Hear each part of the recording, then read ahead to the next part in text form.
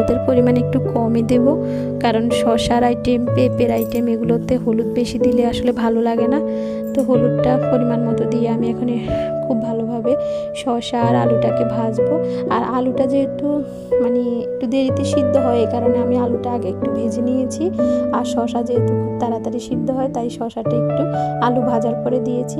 তো এভাবে 5-6 মিনিট ভাজার পর আমি এখানে দিয়ে দেব পরিমাণ মতো জল। যেহেতু এটি রসের আইটেম, তাই জলের পরিমাণটা একটু বেশি দিয়েছি।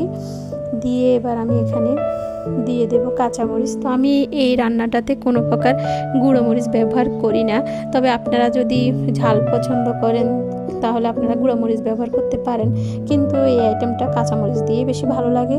তো আমি এখানে কাঁচামরিচ দিয়ে দিয়েছি, আর এখন আমি এখানে ঢেকে দেব।